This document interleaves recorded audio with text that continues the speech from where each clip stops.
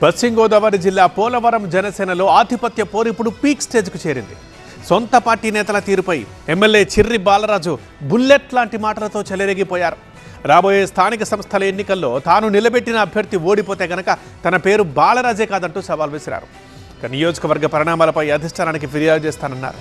ఇంతకీ బాలరాజు చిర్రుబుర్రికి కారణమెవరు? పోలవరం ఎమ్మెల్యే చిర్రి బాలరాజు చేసిన వ్యాఖ్యలు దుమారం రేపుతున్నాయి. కొందరు తనపై కుల రాజకీయం చేస్తూ సొంత కులం వాళ్లతోనే తిట్టిస్తున్నారని ఆరోపించారు. పార్టీ పదవుల దరఖాస్తుల్లో కూడా తనపై విమర్శలు చేయిస్తున్నారని మండిపడ్డారు. దీనికి సంబంధించిన ఆడియో వీడియో ఆధారాలతో అధిష్టానానికి ఫిర్యాదు చేస్తానన్నారు. ఒక కక్షపూరిత రాజకీయం చేయాలనేటువంటి ఉద్దేశంతో ఈరోజు ఇక్కడ కార్యక్రమం ఏదైతే పదవుల కోసం అర్జీలు స్వీకరించడం, కానీ అందులో ఆ పాంప్లెట్ కింద కూడా మా ఎమ్మెల్యే గారు ఎంత దోచేశారు, మా ఎమ్మెల్యే గారు అంత దోచేశారు, మమ్మల్ని ఇది చేశారు అది చేశారు అని ప్రతి పాంప్లెట్లో ఎవరైతే యాంటీగా ఉన్నటువంటి వ్యక్తులు ప్రతి పాంప్లెట్లో కూడా ఇది యాడ్ చేశారని మాకు ఇక్కడ సమాచారం అందింది.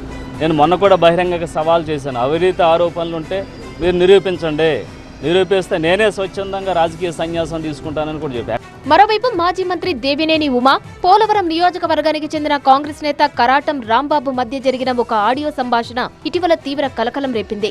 మీ ఎమ్మెల్యే 100 కోట్లు సంపాదిస్తున్నాడట, మీరేం చేస్తున్నారు అని దేవినేని ఉమా ప్రశ్నించడం, దానికి రాంబాబు జనరలైజ్ చేస్తూ సమాధానమివ్వడం ఆ ఆడియోలో ఉంది. అయితే కూటమికి చెందిన ఒక నేతే ఈ ఆడియోను లీక్ చేశారని బాలరాజు అప్పట్లోనే అసహనం వ్యక్తం చేశారు. ఆ తర్వాత నియోజకవర్గంలో జరిగిన జనసేన కమిటీల ఎంపిక సమావేశానికి తనకు సమాచారం ఇవ్వకపోవడంతో ఆయన ఆగ్రహం కట్టలు తెంచుకుంది. ఆ సమావేశంలో జనసేన నేత కరాటం సాయి కీలకంగా వ్యవహరించడం ఆయనకు అస్సలు మింగుడు పడలేదు. సాయి పోలవరం నియోజకవర్గ ఇన్ఛార్జ్ పదవికి దరఖాస్తు చేయడంతో పాటు నిర్మాణ సారథుల కమిటీ మెంబర్ గా ఉంటూ బాలరాజు వర్గానికి చెందిన నేతల దరఖాస్తులను తీసుకోకపోవడంతో ఎమ్మెల్యేకు మరింత చిర్రెత్తుకొచ్చింది. దీంతో ఆగమేఘాల మీద తన సొంత ఊరు బర్రికలపాడు నుంచి ఏలూరు వరకు భారీ కార్ల ర్యాలీ తీశారు బాలరాజు.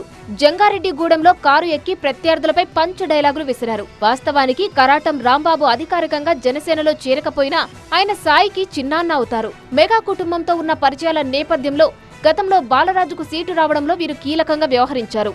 అయితే భవిష్యత్తులో డీలిమిటేషన్ వల్ల కొన్ని మండలాలు విడిపోయి ఓసీ జనరల్ గా మారితే తమ కుటుంబం నుంచి ఒకరు బరిలో ఉంటారని రాంబాబు ఇప్పటికే ప్రకటించారు. దీంతో పోలవరం జనసేనలో ఆధిపత్య పోరు ఇప్పుడు పీక్ స్టేజ్ కు చేరుకుంది.